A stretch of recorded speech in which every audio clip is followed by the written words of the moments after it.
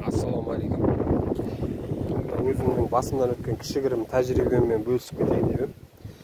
Мысалға түнде сиырларыңызды қораға қамайсыздар, болмаса бір жерге арқандайсыздар. Түнімен осылай дәретке шығады олар. Үлкен дәретке. Соны азанмен барып жинап алам осылай. Бұл енді көшіру мақсатында. Ешқандай жумаймын.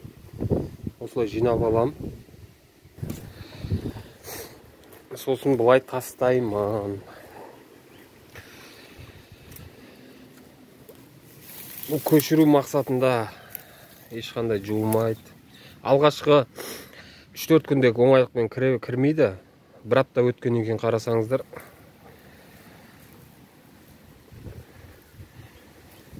осындай болады.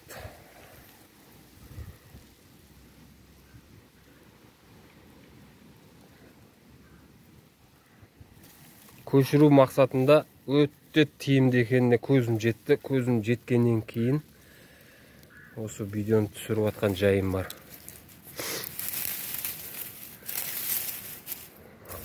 Мынау компостқа жиналғандар. Бұған майдалары, нелері жақсы кіреді.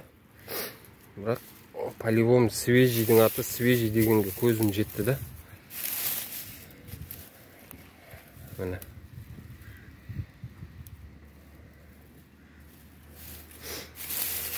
Осылай енді кішігірім тәжірибе бөлісейін деген ғой.